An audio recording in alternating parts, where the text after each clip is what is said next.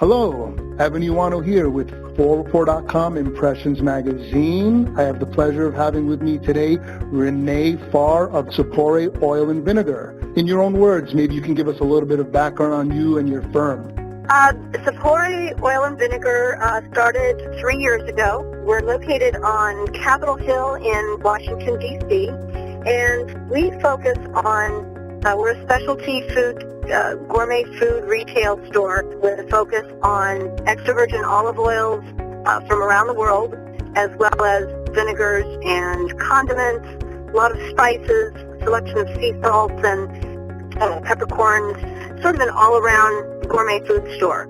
We have a brick-and-mortar store location in historic Capitol Hill, and then we also have an online e-commerce business. If there was something you wanted your market or your customers to know about you guys? We are not a chain or a franchise, but we are independently owned. We have our passion for bringing the best quality products that we can find. We are willing and have the ability to eliminate products if for instance, one harvest to the next isn't as good. We have the ability to eliminate products, and we also have the ability, because we're a small business, to adapt and add new products and new foods that are trending fairly easily. How did you guys get started in the business? I was in the catering and event planning industry for about 20 years. Wow. And when we decided that I wanted to get out of that specific industry, because to tell you the truth, it's very hard work. Yeah, absolutely. But I still wanted to stay in the food industry. So I sort of jumped in heads first into the retail market and opened up the store, and everything just fell into place very, very quickly and very easily, and before I knew it, I was a storekeeper. Is this a business that you started yourself? Do you have partners? Is it a family business? My husband and I opened it up, and we actually went from sitting down one day saying, hey, let's open this store, to business plan, location development, and opening, doing the build out of the store within 8 months. Now, is Sapore, is that your brand? Is that in fact a concept you guys developed yourselves? Yes, the name of the store, Sapore, actually means to taste or flavor or savor in Italian. So I thought it would be appropriate for a gourmet food store, and we're also a tasting room. And how is the online side of things going? Do you see potential there? Do you see growth there? Absolutely, because the market is changing. A lot of people are switching to purchasing goods online as, evidence of the growth of things like Amazon. So jumping onto that is definitely a good idea for us. Are you internally developing different tastes and recipes, and how does that work? It's, again, more hands-on for us personally. I've always loved to cook, and so it's not hard for me to play around with the different ingredients, and my employees are fantastic with doing the same thing. We joke around that we have too much fun during the day just tasting and making different combinations and coming up with ideas of what we can do with the different condiments and oils and vinegars and spices.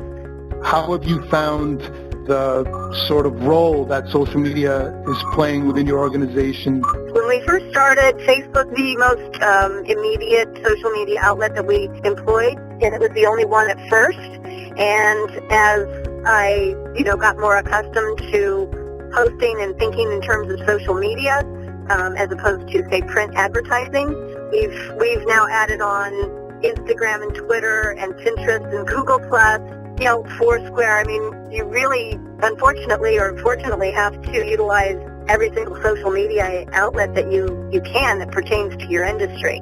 And the food industry, it's all very visual. I wish I could, have you taste something just via a book, but these pictures of food itself is very important to what we do. So the social media outlet has been fantastic in promoting the company. Any advice that you might give to somebody who's, in a position where they want to make a jump from what they've been doing and they're looking at heading out on their own? Well, I suppose the prudent advice would be to get a job in a particular industry first before you, jump in, take a job in it, see if it's something that you want to pursue, an entire career into or invest in an education on. However, that might be a little hypocritical of me because the last 2 careers I've done, I've jumped in head first without any clue about what I was doing. But ended That's up fun. staying in them for decades. Any thoughts on the economy? Our growth has been fairly steady. Our niche market is a little more of the high-end foodie Sure. gourmet type of people, and we are also intentionally reasonably priced for our area. We don't want to be such a specialty item that it's only a one-time purchase for a special occasion. We want to be that everyday. I see generally in my business, my husband's business, that things are looking a little better, I think, for 2015. Not exponentially necessarily, but, Sure. but better. Do you envision 100 Sapore brick-and-mortar stores out there with a strong online presence? I don't see many Sapores out there. I would rather focus our one location, make it the best known and more efficient and very profitable business and sort of an institution in the area and our tri-state area, and then focus more on the e-commerce. That will just, I think, continue to grow.